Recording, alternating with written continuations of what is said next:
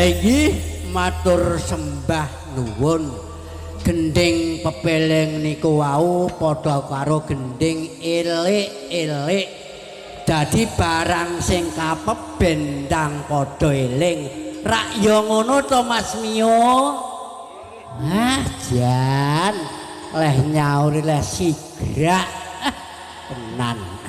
Iki pupung ketipu enak dibablasken dangdut ora masalah. Kae rondo ayu saben dina liwat remanku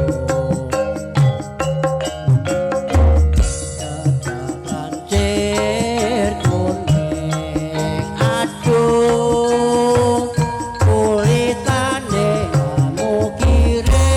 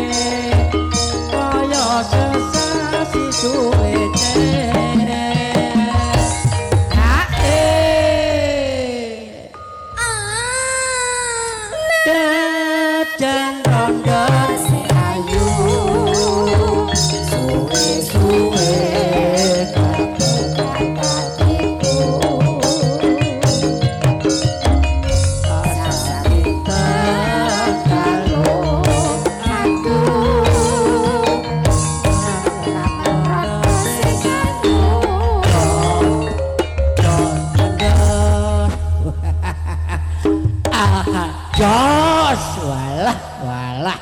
Sapa to kowe Mardi piye ki, Mang? Mbah ibu. Engko nek tak teruse engko kapok engko. Cah kurang ajar kowe. Heeh. Ayo dibablaske dangdut pasar ngunut to.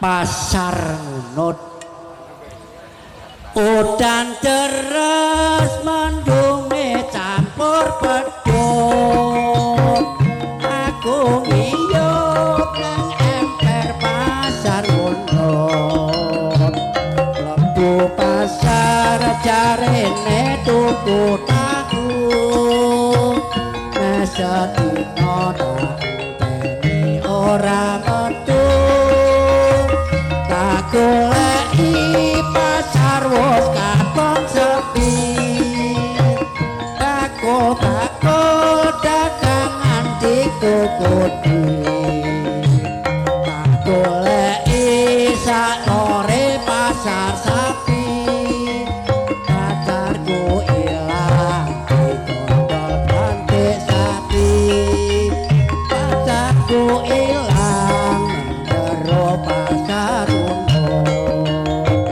duwe pacar kok ungu kaya welo pacarku ilang jero pasar tak sayang jebule kok malah dodot kok menawa kuwi durung jodohku aku kapok duwe pacar ayu pasar unut sing dadi saksi bisu pacarku ilang gara-gara tuku tahu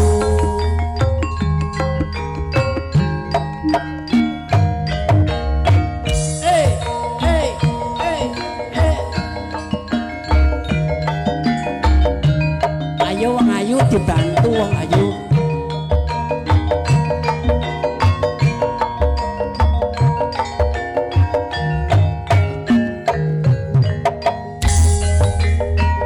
udan deres mendunge campur pedhot aku ngiyup nang emper pasar ngunut waktu pasar jarene tuku tahu mesetino tani ora metu tak goleki pasar wis katon sepi tako dagangan dikukuti tak goleki sakore pasar sapi pacarku ilang dikondol bantik sapi pacarku ilang jero pasar unut duwe pacar kok ungu kaya welo pacarku ilang jero pasar unut tak sayang jebule kok malah dodot mbok menawa kuwi durung jodohku aku kapok duwe pacar ayu pasar unut sing dadi saksi bisu pacarku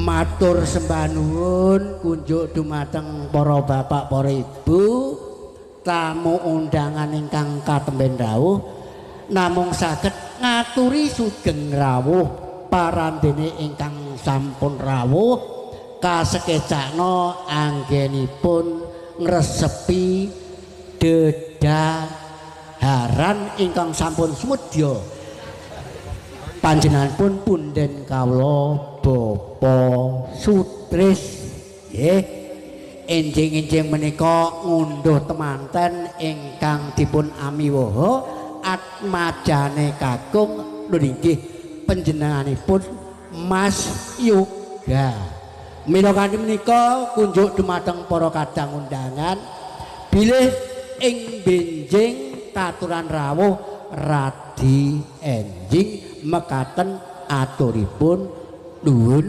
kawula nuwun Ayo Mas diaturke gendinge apa neh Mas, monggo.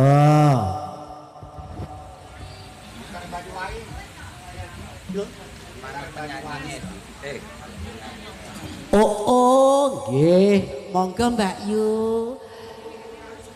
Monggo Mas Ito, monggo. Monggo.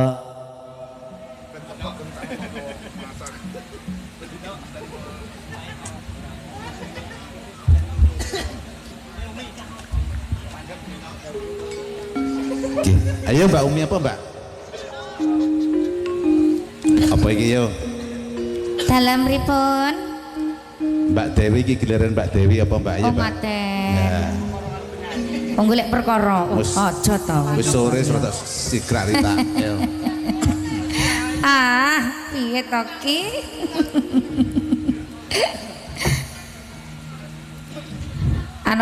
Jenengan mboten bawa riyen to? Apa? Bawa Lagi apa? napa ngoten kok iki dina kok akeh manuk to jan iki.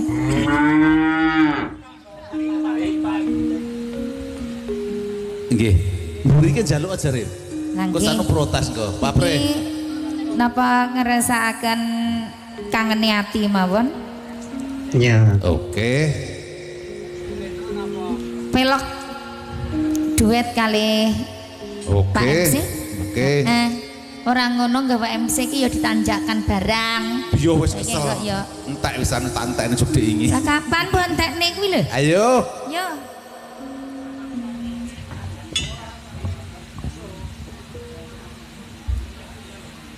Bukan di. Nggih, bukan mburi lho. Kangene ati pelok.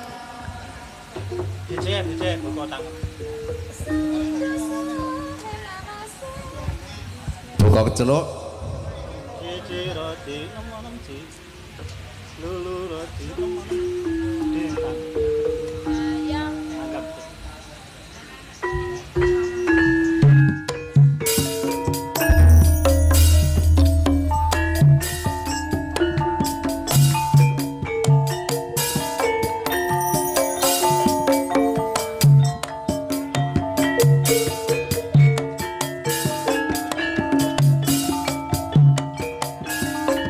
Lo lo lo lo.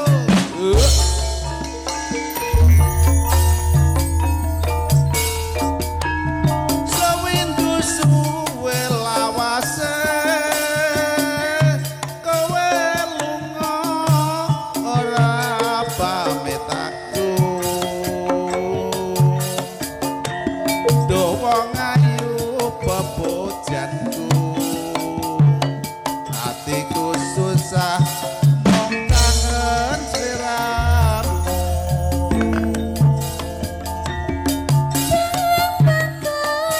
Papujanku ora beda rasane ngatiku. Hawa lumrah ra bisa turu bayanganmu dari hatiku. Rina wengi tak anti-anti. Aku tetap nunggu kowe bali. Rasa kangen ra bisa mari yen ras liramu sing bisa nambani. Aja semalang bagus ora beda rasane sliramu. Lara suwe aku bali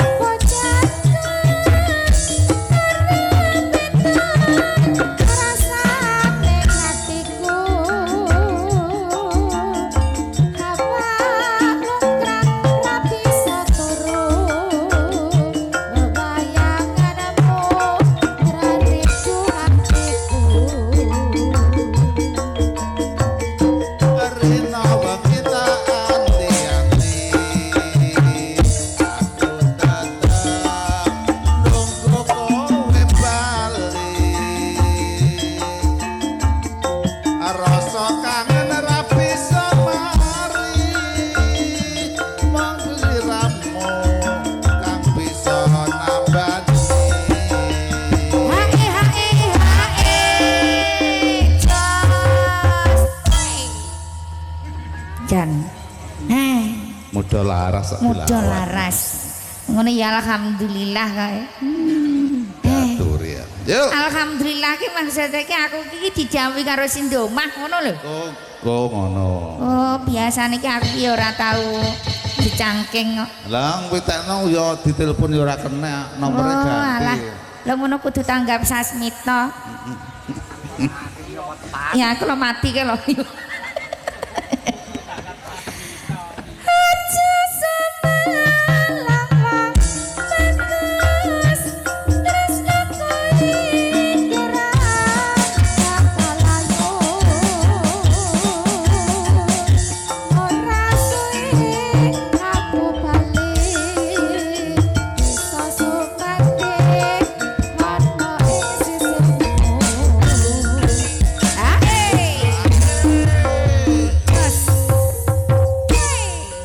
Iya toh. Orang ngono kok garapane kok arek ledek ketekan no. Garapan anyar yo ngene iki. Oh garapan sing apik yo ngene iki. Oh garapan ledekan no arepan kok ya. Oh, tidak pakai ketek lo ya. Ayo. Siapa iki? Mbak Umi. Halo, saya di sini Pak. Iya Pripun? oke. Jam sore ya rata segera Jadi ini dereng wonten pamundutan malih nggih Pak. dereng wonten engko nek nang bundutan kok arene dhewe. Oh ngoten. Ha witekno mesti aturi ya do mlirok ya. Kula ki Dalam atine kula mboten kesiksa Pak. Gila Mbak Umi Pak sampeyan Rusdi, mireng dhewe nyuwun ya. apa Pak niki kula mboten gadah pikiran. Loh, piye to? Piye to? Mboten gadah pikiran kula Pak nyuwun lagu napa ndang das-das mawon. Ndang satset maksudnya. Pripun? Lha mboten gadah ini. Pripun to Om? Lewong. Lewong. Angsal. Pak sinten iki? Ngapunten. Pak. Pak Koro. Sarkoro. Halo Pak De. Bapak Koro nyuwun lewong, pripun? Loh. Polo. Polo. Lah kula ndek wong ngomong Koro nggih diani kok Pak Polo nyuwun lewong. Kowe kok berubuk ya to? Nggih. Lah pun mboten gadah pikiran terus mrembeten niki mriki Ya ngoten. ya mergo ranti pikiran kuwi mang ya. Nggih, betul leres. Terus kesiksa ndek wau tambah hancur. Yo lewong. Diangkat ndi? Kethuk mawon pripun?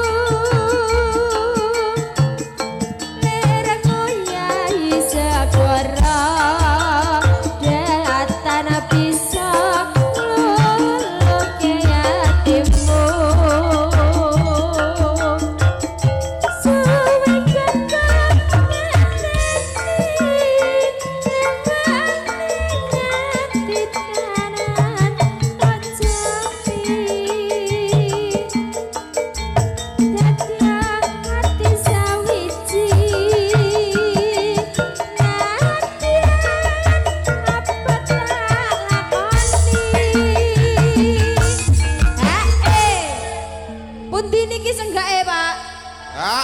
Lho wis to Mang kliwat to. Ya wis kliwat yo kowe. Makasih, Mas. Sangat bagus sekali. Luar biasa. Ini apa tuh ini? Halo, Pak. Halo. Jenengan niku WA-an kali situ to, Pak? Sik to. Kok kula mboten digagas niku? Ayo bagiane kono kok ayo bagamu. Lah kula ki nggih butuh pendamping lho, Pak. Mas tak senggaki ngono. Tapi keri. Halah. Ayo. Jenengan nih aku tidak diperdulikan. Sakit hati kecilku. Kuwi bocah anyar kuwi mi. Sep tepat diteratur. Mering seleraku ada sisianku. Mugi Gusti milani tresnaku bakal nawa mati. Ayo yo sesarengan muda.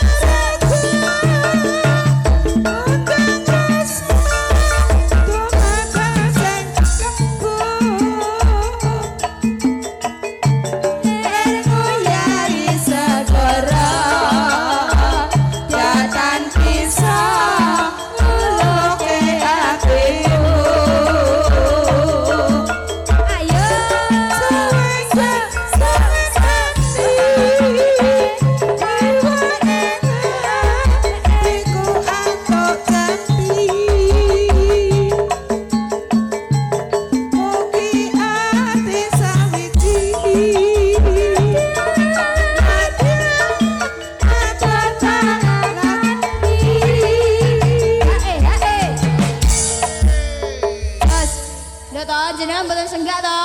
Potong lho mengke. Lah iya to. Lah ya ora krungu to ya mergo nanti pikiran ki mang lho. Karek. Ngoten tok angel rempak, Pak.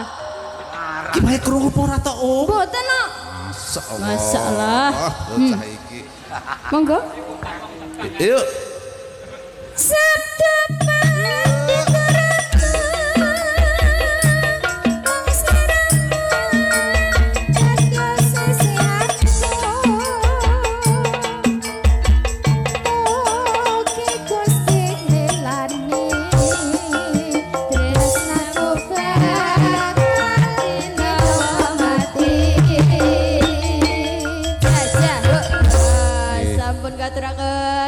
lagon lewungipun pamundutan saking Pak Polo, Pak.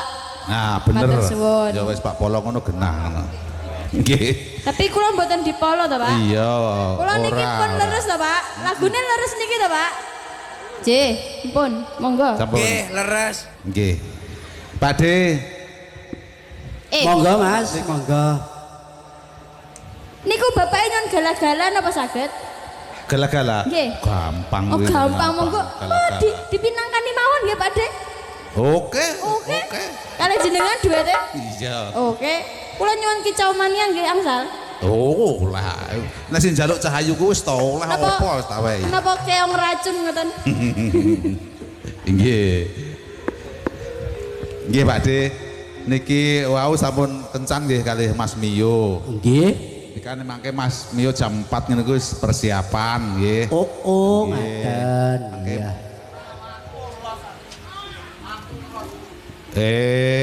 Aja ngono. Ndang persiapan ndang dandan. Loh, iya toh. piye to? Nggih, mengke awake dhewe ngantos jam sekawan, mengke gantos Mas Mio. Oh, ngaten. Nggih, sibaku kripik gedang, kripik telo sithik, edang waton rata Mas Mio. Heeh. Wis nek kene judhe ingi jare. Derek ngregengaken swasana. Sesuk ganti neh. Alah. Iya. Aja bareng isak toh. Ndang disiapne kuyane kok ya. Nggih, niki taksih mangke jam sekawan mangke awake dhewe lengser, mangke ganti Mas Mio. Oh, ngaten. Nggih. Iya. Nggih leres ngaten to Mbak Rusdi. Ki ojo piye to ki lha engko bar magrib piye kok ya bar isak lho kok nggih nggih menika taksih wonten wekdal monggo dipun ajengaken napa niki niki wae jane wonten panyuwunan asline Mbah Luki wau sing nek gubuk Kasmara ning Mbak Umi ra tanggap mangke nggih to Pak Luki Mboten. wis kadung dituthuk gubuk Kasmara dari sebulane tutu Asline mboten. nggih Nggih. monggo niki napa Mbak napa Mbak? Kicau mania. Tak ajar dhewe. Loh, niki kesenian Oke. asli. Monggo. Niki mbake nyuwun kedanan. Pun kula nyuwun Nggih. kedanan sing penak-penak mawon. Nggih. Niki bukane napa? Bukane nggih ketawang to, Mas. Oh, ketawang. Jalukane kedanan, Mas. Heeh, wis suwi jane ya ketok edan. Ketok-ketoken ora ketok Iya. Dek. Nek aja nesu lho wong ayu. Su aku gah. Wong ayu ki nek nesu biasane turune mungkur, Mas. Murep napa mungkur? Murep brengkale angel. Iya, Cok, ketawangke. Ketawangan Pak Gito monggo.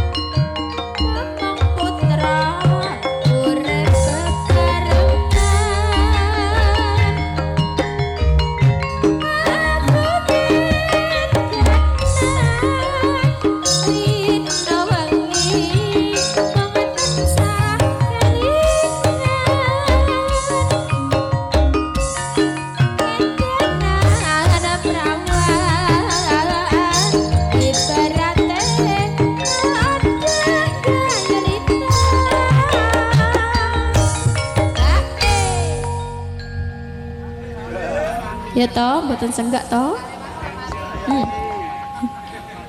Tak rewangi pati geni pamrihe arapen kula atine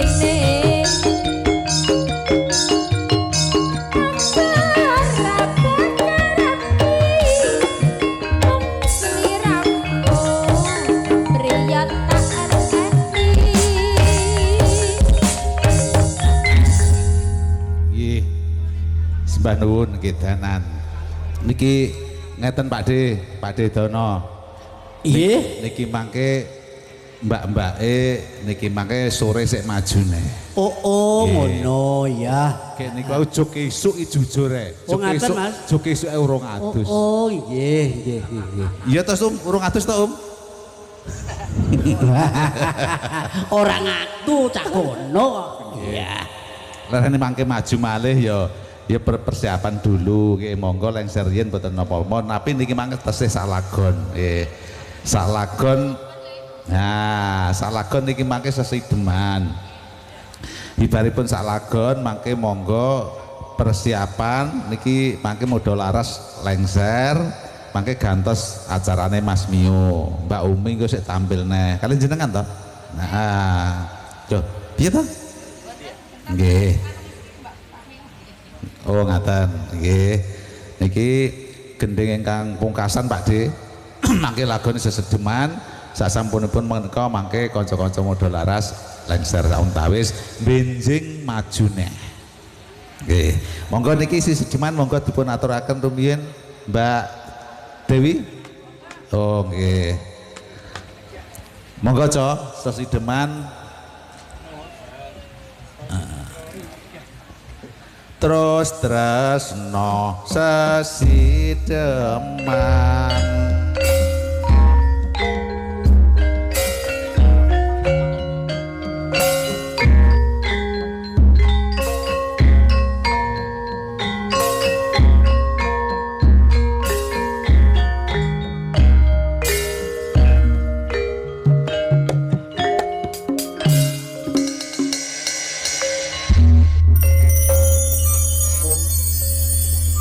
Luwe becik patenana nimbang perpisahan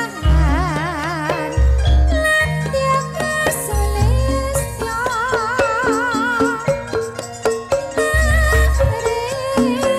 bagi samudana larang kalo warako ya rawolan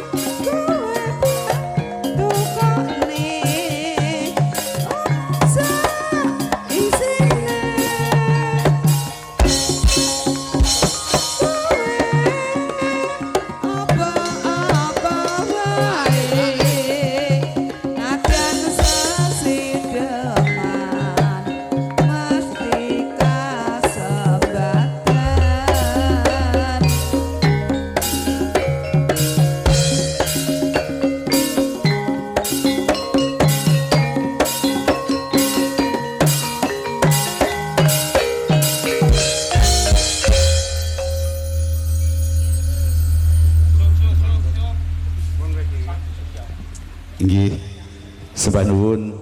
Kalau wonten sesejeman anyarengi rawuhipun kanca-kanca saking Sri Kandi Laras saking Baeng. Emanipun menika sampun pungkasan. Inggih, nyuwun pangapunten niki wonten kanca nggih saking Kepurjo kalau wau nyuwun putut manggung nggih. Nyuwun pangapunten nggih, Mbah Mun. Benjing saged dipun terusaken malih nggih. Sagung para budaya ingkang tuwi kinurmatan, jumbuh kalian kawontenan awit wekdal sampun sauntawis sonten kanca-kanca badhe lengser sauntawis awit kok mangke gantosan kalian Mas Miu Group nek iki Muda Laras benjing iki badhe sowan malih pramila saking menika Purwa Madya Wasana nyuwun pangapunten mbok bilih wonten kekirangan samudayanipun.